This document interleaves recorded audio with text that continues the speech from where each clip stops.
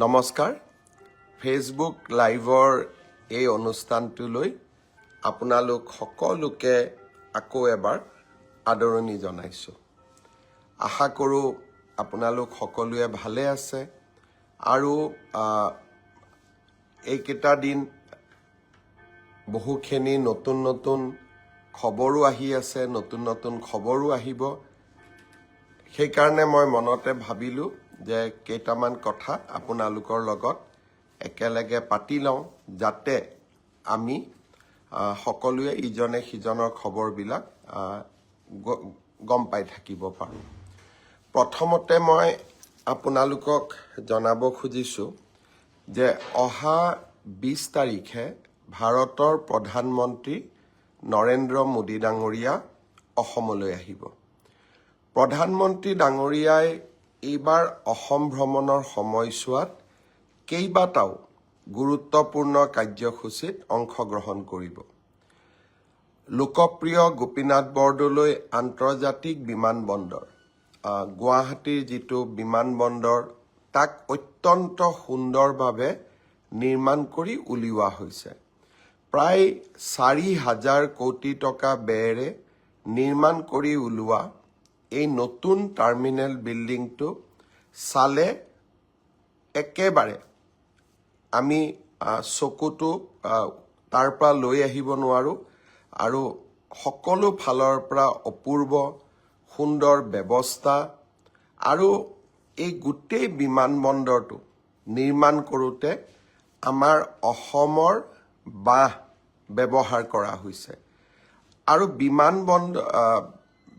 বিমানবন্দৰটোৰ যিটো শ্বেপ বা আকৃতি, সেই আকৃতিটো কপৌ ফুলৰ আৰ্হিত নিৰ্মাণ কৰা হৈছে। এই বিমানবন্দৰটো প্ৰধানমন্ত্ৰী নৰেন্দ্ৰ মোদী ডাঙৰীয়াই ৰাইজৰ বাবে উৎসৰ্গা কৰিব। আমি সকলোৱে জানো যে এই বিমানবন্দৰটি ভাৰত ৰত্ন গোপীনাথ বৰদলৈ নামত উৎসৰ্গিত। 80 ফুটৰ এটা বিশাল উচ্চতাৰ লোকপ্ৰিয় গোপীনাথ বৰদলৈৰ প্ৰতিমা এটা নিৰ্মাণ কৰি উলিওৱা হৈছে। প্ৰধানমন্ত্ৰী ডাঙৰীয়াই লোকপ্ৰিয় বৰদলৈ ডাঙৰীয়াৰ এই প্ৰতিমূৰ্তিটো মুকলি কৰিব। প্ৰধানমন্ত্ৰী ডাঙৰীয়াই বিমানবন্দৰটো উদ্বোধন কৰাৰ আগতেই 19 তাৰিখে মই ফেচবুকৰ জৰিয়তে আপোনালোকক নতুন বিমানবন্দৰটো দেখুৱাবলৈ যত্ন কৰিম। ইমান ধুনীয়া বিমানবন্দৰ, সঁচাকৈ আপোনালোকে নিজে গৌৰৱ অনুভৱ কৰিব। আমি এতিয়া আৰু এটা সিদ্ধান্ত লৈছোঁ। বিমানবন্দৰৰ সন্মুখৰ ৰাস্তাটো আমি খুব ধুনীয়াকৈ নিৰ্মাণ কৰিছোঁ। এতিয়া এই ৰাস্তাটোৰ ওপৰত আৰু এটা আমি ওপৰত ৰাস্তা বনাম, যাক এলিভেটেড কৰিডৰ বুলি কয়, যি আমি জালুকবাৰী পৰ্যন্ত যাব পাৰিম। নেশ্যনেল হাইৱে অথৰিটিয়ে খুব সোনকালে ইয়াৰো নিবিদা আহ্বান কৰিব। এক প্ৰকাৰ আজি যদি আপোনালোক বিমানবন্দৰৰ সন্মুখৰ ৰাস্তাটো দি খোজ কাঢ়ে, হায়দৰাবাদ, বেংগলোৰ আদি এয়াৰপৰ্টত গ'লে যি নান্দনিক দৃশ্য দেখিবলৈ পোৱা যায়, তেনেকুৱা দৃশ্যই দেখিবলৈ পোৱা যাব। 19 তাৰিখে মই আপোনালোকক বিমানবন্দৰটো দেখুৱাবলৈ যত্ন কৰিম। তাৰ পিছত প্ৰধানমন্ত্ৰী ডাঙৰীয়া ভাৰতীয় জনতা পাৰ্টীৰ ৰাজ্যিক কাৰ্যালয়ত যাব। কিছু সময় আমাৰ কাৰ্যকৰ্তাসকলৰ লগত তেখেতে কটাব। পিছদিনাখন ৰাতিপুৱাই 21 তাৰিখে 8টা বজাত আপোনালোকে জানেই যে গুৱাহাটীত আমি নদী পৰিবহণ ব্যৱস্থাৰ বাবে এটা অত্যন্ত ধুনীয়া টাৰ্মিনেল নিৰ্মাণ কৰি উলিয়াইছিলোঁ। নিৰ্মলা সীতাৰমণ ডাঙৰীয়ানীয়ে তাক উদ্বোধন কৰিছিলে। প্ৰধানমন্ত্ৰী ডাঙৰীয়াই সেই টাৰ্মিনেলতে চৰাইদেউ জাহাজত উঠিব আৰু অসমৰ 25-30 গৰাকী ক্লাছ 9, 10, 11ৰ ষ্টুডেণ্টৰ লগত পৰীক্ষা পে চৰ্চা, অৰ্থাৎ পৰীক্ষা সম্বন্ধীয় বিষয়বস্তুৰ লগত ছাত্ৰ ছাত্ৰীসকলৰ লগত চৰ্চা কৰিব, আলোচনা কৰিব। আৰু ব্ৰহ্মপুত্ৰ নদীৰ ওপৰত জাহাজখন চলি থাকিব। ব্ৰহ্মপুত্ৰ আৰু ইয়াৰ লগত জড়িত পৰ্যটনৰ অপাৰ সম্ভাৱনা, প্ৰধানমন্ত্ৰী ডাঙৰীয়াৰ এই যি তেখেতে সিদ্ধান্ত লৈছে যে নদীৰ ওপৰত পৰীক্ষা পে চৰ্চা কৰিম, মই ভাবোঁ ই বিশ্ববাসীৰ দৃষ্টি আকৰ্ষণ কৰিব। যোৱাবাৰ কাজিৰঙাত প্ৰধানমন্ত্ৰী ডাঙৰীয়াই এটা নিশা কটোৱাৰ পিছত আমি হাইয়েষ্ট টুৰিষ্ট ইনফ্ল' আটাইতকৈ বেছি পৰ্যটক পাবলৈ সক্ষম হৈছিলোঁ। এইবাৰ ব্ৰহ্মপুত্ৰ নদীৰ ওপৰত তেখেতৰ ভ্ৰমণ আৰু তাৰ ওপৰত পৰীক্ষা পে চৰ্চা, মই ভাবোঁ ব্ৰহ্মপুত্ৰকো এটা আকৰ্ষণৰ কেন্দ্ৰবিন্দু যি হয়েই আৰু অধিক উচ্চতালৈ লৈ যাব। 21 তাৰিখে প্ৰধানমন্ত্ৰী ডাঙৰীয়াই আমি গুৱাহাটীৰ বৰাগাঁৱত নিৰ্মাণ কৰি ওলোৱা অসম আন্দোলনৰ শ্বহীদসকলৰ সন্মানাৰ্থে নিৰ্মাণ কৰি ওলোৱা শ্বহীদ স্মাৰকলৈ যাব আৰু শ্বহীদ স্মাৰকত তেখেতে অসমৰ জাতীয় অস্তিত্ব ৰক্ষাৰ আন্দোলনত নিহত হোৱা 860গৰাকী শ্বহীদলৈ শ্ৰদ্ধা নিবেদন কৰিব। এয়া প্ৰথম হ'ব, প্ৰথমবাৰৰ বাবে ভাৰতৰ প্ৰধানমন্ত্ৰীয়ে আমাৰ জাতীয় শ্বহীদসকললৈ শ্ৰদ্ধা নিবেদন কৰিব। 21 তাৰিখে আমি গুৱাহাটীৰ পৰা ডিব্ৰুগড়লৈকে যাম। আমাৰ চৰকাৰে ডিব্ৰুগড়ক দ্বিতীয় ৰাজধানী হিচাপে নিৰ্মাণ কৰিছে আৰু ডিব্ৰুগড় জিলাক কেন্দ্ৰ কৰি এটা অৰ্থনীতিক নতুন ৰূপ দিবলৈ প্ৰয়াস আৰু প্ৰচেষ্টা কৰিছে। এই প্ৰচেষ্টাৰ অন্তৰ্গত এটা ডাঙৰ আমাৰ ইনিচিয়েটিভ হ'ল নামৰূপৰ সাৰ কাৰখানা। নামৰূপত সাৰ কাৰখানা এটা আছিলে যাক আমি ব্ৰহ্মপুত্ৰ ভেলী ফাৰ্টিলাইজাৰ কৰ্পৰেশ্যন বুলি কওঁ। তাত 3 লাখ মেট্ৰিক টন ইউৰিয়া উৎপন্ন কৰা হৈছিলে।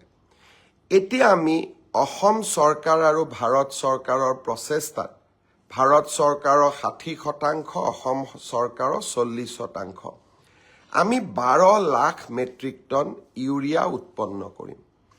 12 লাখ মেট্ৰিক টন ইউৰিয়া উৎপন্ন কৰাৰ লগে লগে সাৰৰ ক্ষেত্ৰত, ফাৰ্টিলাইজাৰৰ ক্ষেত্ৰত আমি অকল আত্মনিৰ্ভৰশীলেই নহয়, মেইনলেণ্ড ইণ্ডিয়ালৈকে আমি সাৰ ৰপ্তানি কৰিব পাৰিম, পঠিয়াব পাৰিম। মায়ানমাৰ, বাংলাদেশ আদি ভূটানতো আমি ফাৰ্টিলাইজাৰ প্ৰয়োজন হ'লে পঠিয়াব পাৰিম। প্ৰায় 10,000 কোটি টকাৰ ই এক নতুন উদ্যোগ হ'ব। জাগিৰোডৰ semiconductor, Numaligarh refinery, ethanol factory, বেম্বুৰ পৰা ইথানেল, এয়া উদ্যোগীকৰণৰ ক্ষেত্ৰত আৰু এটা আমাৰ ডাঙৰ পদক্ষেপ হ'ব।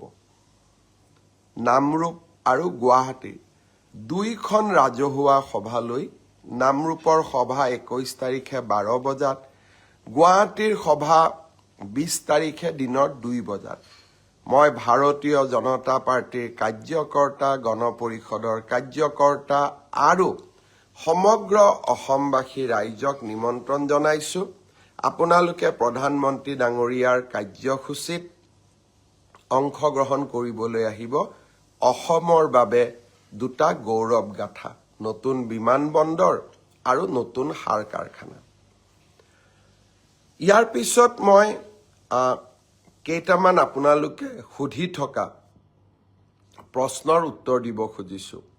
বহুতে এইকেইটা দিন মোক সুধি আছে যে মামা CM AAA কেতিয়া আমি পাম। আপোনালোকে সকলোৱে জানে এইবাৰ আমি ৭৫,000 ল'ৰা ছোৱালীক মুখ্যমন্ত্ৰীৰ CM AAA এই আঁচনিৰ জৰিয়তে আমি তেওঁলোকক আত্মসংস্থাপনৰ সুবিধা আগবঢ়াম। নিৰ্বাচনৰ প্ৰক্ৰিয়া ইতিমধ্যে শেষ হৈছে আৰু কেইটামান ষ্টেপছ বাকী আছে। জানুৱাৰী মাহৰ 15 তাৰিখৰ পিছত আমি CM AAA কোন তাৰিখৰ পৰা দিম সেই বিষয়ে আপোনালোকক অৱগত কৰিম। আৰু প্ৰত্যেকখন জিলাৰ সদৰত আমি এটা অনুষ্ঠান পাতি এই CM AAA এই আঁচনিটোৰ হিতাধিকাৰীসকলক আমি ধন বিতৰণ কৰিম। যিমান কেইখন জিলাৰ সদৰত পাৰোঁ মই যাম আৰু যিকেইখনত মই যাব নোৱাৰোঁ আমাৰ মন্ত্ৰীসভাৰ সদস্য বিশেষকৈ উদ্যোগ মন্ত্ৰী ডাঙৰীয়া নিজে গৈ আপোনালোকক বিতৰণ কৰিব।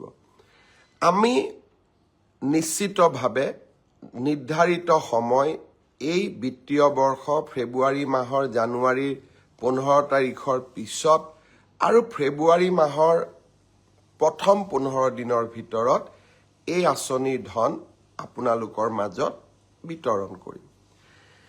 ইয়াৰ পিছত বহুকেইজনে মোক নিযুক্তিৰ বিষয়ে সুধি আছে। সকলোৱে জানে যে ডাইৰেক্টৰেট অফ হেল্থ ছাৰ্ভিচ আৰু ডাইৰেক্টৰেট অফ মেডিকেল এডুকেশ্যন অৰ্থাৎ স্বাস্থ্য বিভাগৰ নিযুক্তিসমূহ আমি 22 তাৰিখে দিম।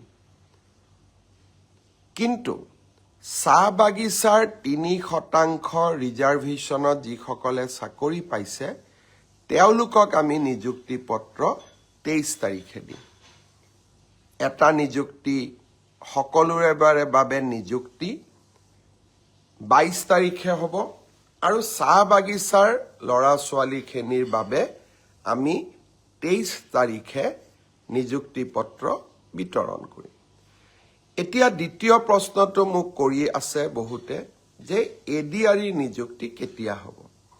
আৰু প্ৰশ্ন কৰোঁতে দুই এজনক মই অধৈৰ্য হোৱাও দেখা পাইছোঁ। যোৱাবাৰো এডিআৰই নিযুক্তিৰ ফলাফল ঘোষণা আৰু নিযুক্তিৰ মাজত যথেষ্ট সময় আমি লৈছিলোঁ। কাৰণ যিসকলে খুব সোনকালে ইম্পেচেণ্ট হৈ যায় তেওঁলোকক মই এটা কথা বুজাব খোজোঁ যে আমাৰ যুৱক সমাজৰ বা উদীয়মান যুৱকসকলৰ আমি সকলো কথাতে অধৈৰ্য, আমাক সকলো কথা সোনকালে লাগে। কিন্তু চৰকাৰে হাতীৰ দৰে খোজকাঢ়ে, লাহে লাহে লাহে লাহে খোজকাঢ়ে যাতে ভুল হৈ নাযায়।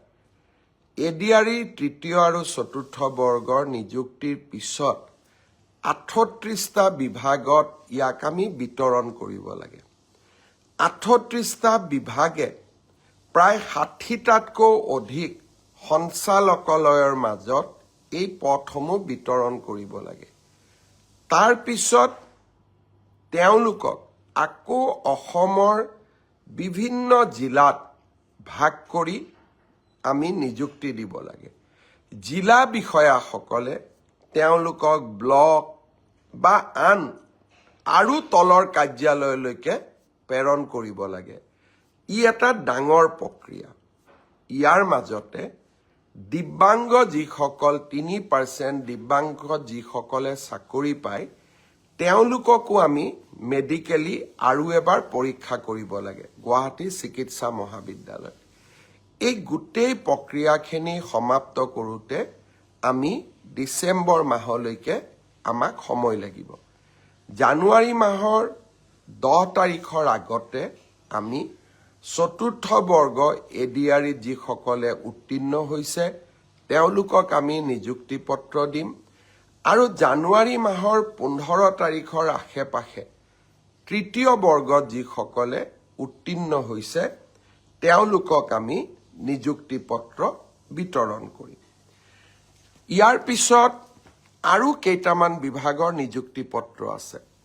ইঞ্জিনিয়াৰৰ নিযুক্তি পত্ৰ আছে, এগ্ৰিকালচাৰ ডিপাৰ্টমেণ্টৰ নিযুক্তি পত্ৰ আছে আৰু বহুখিনি বিভাগীয় নিযুক্তি পত্ৰ আমাৰ সন্মুখত আছে।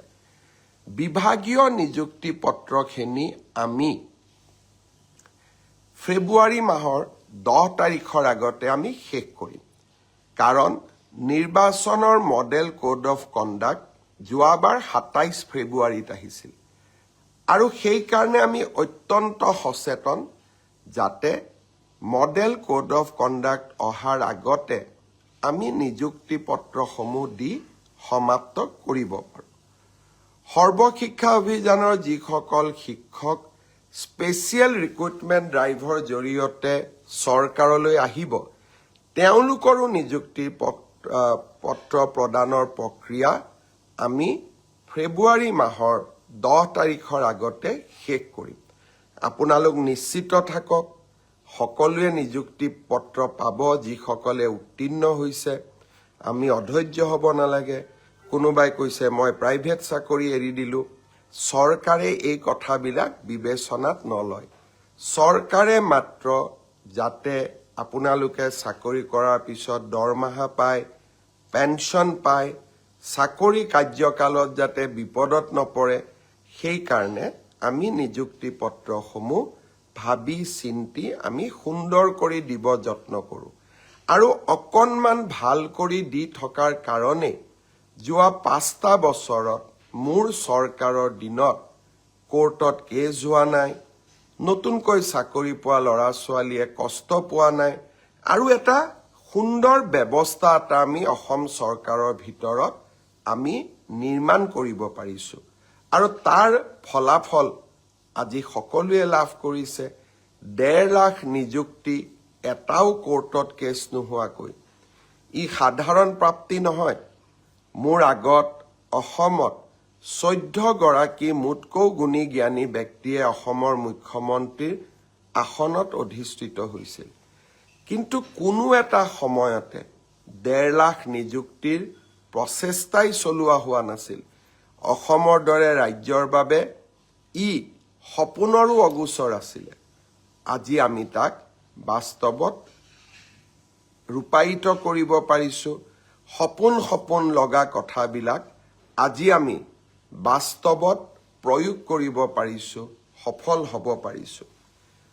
শ্ৰদ্ধাৰ ৰাইজ, প্ৰধানমন্ত্ৰী ডাঙৰীয়াক আমি বিদায় দি অহা 29 তাৰিখে গৃহমন্ত্ৰী ডাঙৰীয়াক অসমত আমি আমন্ত্ৰণ জনাম। 3টা ডাঙৰ কাম গৃহমন্ত্ৰী ডাঙৰীয়াই আমাৰ কাৰণে পালন কৰিবলৈ বা আমাৰ কাৰণে আমাৰ লগত আনন্দৰ সময়ত উপস্থিত থাকিবলৈ আহিব। মহাপুৰুষ শ্ৰীমন্ত শংকৰদেৱৰ জন্মস্থান বটদ্ৰৱাক আমি আটক ধুনীয়াকৈ সজাই তুলিছোঁ। বৰদোৱা থানকতো আমি সজাইছোৱেই। বৰদোৱা থানৰ লগত এটা অত্যন্ত সুন্দৰ প্ৰকল্প আমি নিৰ্মাণ কৰিছোঁ। ভাগৱতখন ৰাখিবৰ বাবে যিটো ভাগৱত গৃহ নিৰ্মাণ কৰিছোঁ, সি ইমান উচ্চত যে সঁচাকৈয়ে দেখিলে এক অনুপম আধ্যাত্মিক অভিজ্ঞতা আমাৰ মনলৈ আহে, মনটো শিহৰিত হৈ পৰে। কেইটামান দিন পিছত মই বৰদোৱালৈ গৈ আমি নিৰ্মাণ কৰা প্ৰকল্পটো আপোনালোকক ফেচবুকৰ জৰিয়তে দেখুৱাবলৈ চেষ্টা কৰিম। সেই প্ৰকল্পটো গৃহমন্ত্ৰী ডাঙৰীয়াই উদ্বোধন কৰিব। লগতে গুৱাহাটীত আমি জ্যোতি বিষ্ণুৰ নামেৰে 5,000 লোক একেলগে বহিব পৰাকৈ এটা আটক ধুনীয়া প্ৰেক্ষাগৃহ নিৰ্মাণ কৰিছোঁ। 5,000। এই 5,000 অডিটৰিয়ামটো গৃহমন্ত্ৰী ডাঙৰীয়াই উদ্বোধন কৰিব। আৰু গুৱাহাটীত আমি সংযোগ কৰা CCTVৰ গোটেই আঁচনিখনো গৃহমন্ত্ৰী ডাঙৰীয়াই উদ্বোধন কৰিব। অহা মাহত গৃহমন্ত্ৰী ডাঙৰীয়া ডিব্ৰুগড়লৈ যাব। ডিব্ৰুগড়ত অসম বিধানসভাৰ নতুন চৌহদটোৰো তেখেতে আধাৰশিলা স্থাপন কৰিব। অৰ্থাৎ অসমখনক এটা নতুন পৰ্যায়লৈ লৈ যাবৰ বাবে, এটা নতুন দিগন্তলৈ লৈ যোৱাৰ বাবে আমাৰ যি প্ৰয়াস আৰু প্ৰচেষ্টা আছিলে, তাক আমি বাস্তৱত ৰূপায়িত হোৱা দেখিছোঁ। শ্বহীদ স্মাৰক, গুৱাহাটীৰ ৰিভাৰ ফ্ৰণ্ট, ডিব্ৰুগড়ৰ খনিকৰ ষ্টেডিয়াম, যোৰহাটৰ শ্বহীদ স্মৃতি উদ্যান, এইবিলাকে এই আঁচনিবিলাকে আমাৰ ৰাজ্যখনলৈ নৱজাগৰণ আনিছে। শিলচৰ টাউনতো অহা মাহৰ পৰা আমি ফ্লাইঅভাৰ নিৰ্মাণৰ কামো আৰম্ভ কৰিম। ঠিক সেইধৰণে লখিমপুৰত আমি উৰণীয়া সেতু নিৰ্মাণ কৰিছিলোঁ, এতিয়া আমি উদ্বোধন কৰিব পৰা হ'লোঁ। নামনিৰ পৰা উজনিলৈ, শিলচৰৰ পৰা ধেমাজিলৈ সমগ্ৰ ৰাজ্যখনতে উন্নয়নৰ এটা অদ্ভুত পৰিৱেশ আমি আজি দেখা পাইছোঁ। এই পৰিৱেশটো আমি ধৰি ৰাখিব লাগিব। পুনৰ এবাৰ গুৱাহাটী বিমানবন্দৰৰ ওপৰত দুটা কথা কৈ মই সামৰণি মাৰিম। গুৱাহাটী বিমানবন্দৰখন অকল বিমান অহা যোৱা কৰক তাকে নকৰি বিমানবন্দৰখনক আমি অসমীয়া যুৱক যুৱতীৰ কৰ্ম সংস্থাপনৰ কাৰণে কেনেকৈ ব্যৱহাৰ কৰিব পাৰোঁ, এই চিন্তা মোৰ মূৰত আছিলে। এতিয়া গুৱাহাটী বিমানবন্দৰত এটা সুন্দৰ আমি এখন এৰো চিটি নিৰ্মাণ কৰিম। এৰো চিটিত কেইবাখনো হোটেল থাকিব, কনভেনশ্যন হল থাকিব, এমিউজমেণ্ট পাৰ্ক থাকিব। গোটেই ব্যৱস্থাটোৱে পৰ্যটকৰ বাবে আকৰ্ষণৰ কেন্দ্ৰবিন্দু হৈ পৰিব। সমান্তৰালভাৱে আমি গুৱাহাটী বিমানবন্দৰত বিভিন্ন বিমানসমূহৰ মেৰামতিৰ এটা হাব হিচাপে নিৰ্মাণ কৰিব খুজিছোঁ। আপোনালোকে এবাৰ চিন্তা কৰক, ভাৰতত ইমান প্লেন অহা যোৱা কৰি থাকে, প্লেনবিলাক ছাৰ্ভিচিং ক'ত হয়, প্লেনবিলাকত চেকআপ ক'ত হয়, প্লেনত কিবা বেয়া হ'লে তাক মেৰামতি কেনেকৈ কৰা যায়, ইয়াক কয় MRO, maintenance and repairing operation. এই MRO এটা আমি গুৱাহাটীত নিৰ্মাণ কৰিব খুজিছোঁ গুৱাহাটী বিমানবন্দৰৰ লগতে। এই MRO অসমত অহাৰ লগে লগে বিমান সম্পৰ্কীয় কাম কাজবোৰ, ফ্লাইট ৰিপেয়াৰিং কৰা, ফ্লাইট খোলা, ফ্লাইটৰ ইঞ্জিন, গোটেইবিলাক বহুবিলাক ইঞ্জিনিয়াৰক আমি নিযুক্তি দিব পাৰিম। লগতে পাইলট ট্ৰেইনিঙৰ বাবে চিমুলেশ্যন, অৰ্থাৎ বিমানত যোৱাৰ আগতে পাইলটসকলৰ বাবে এভিয়েশ্যন স্কুল লাগে, য'ত নেকি চিমুলেটৰ থাকে, ল'ৰা ছোৱালীয়ে ফ্লাইট চলাবৰ কাৰণে শিকে। গুৱাহাটী বিমানবন্দৰত আমি এটা এভিয়েশ্যন স্কুল আৰু চিমুলেটৰো নিৰ্মাণ কৰিব খুজিছোঁ। আপোনালোকে চিন্তা কৰক, এই গোটেই ব্যৱস্থাবিলাকে অসমত নিবনুৱা যুৱক যুৱতীক এটা কৰ্ম সংস্থাপনৰ ডাঙৰ সুবিধা দিব। অলপ আগতে মই উজনি অসমৰ কথা কৈছিলোঁ। নামৰূপলৈ আমি যাম, সাৰ কাৰখানাই শেষ নহয়। নামৰূপত এতিয়া নুমলীগড় ৰিফাইনেৰীয়ে আৰু এটা নতুন কাৰখানা স্থাপন কৰিব, য'ত নেকি আছাম পেট্ৰকেমিকেলছ লিমিটেডে নিৰ্মাণ কৰা বিভিন্ন পদাৰ্থক তেওঁলোকে ভেলু এডিশ্যন কৰিব। সকলো ফালে আজি অসমত এটা উন্নয়নৰ পৰিৱেশ। মই আপোনালোকক পুনৰবাৰ এই নতুন অসমখনক আৰু অধিক শক্তিশালীভাৱে বৰঙণি যোগাবলৈ আহ্বান জনাম। আজি ইমানতে সামৰণি মাৰোঁ। পুনৰ এবাৰ 20 তাৰিখে প্ৰধানমন্ত্ৰী ডাঙৰীয়াৰ কাৰ্যসূচীত আপোনালোকক লগ পাম আৰু 19 তাৰিখে গুৱাহাটী বিমানবন্দৰ মই মোৰ ফেচবুকৰ জৰিয়তে আপোনালোকক দেখুৱাবলৈ যত্ন কৰিম।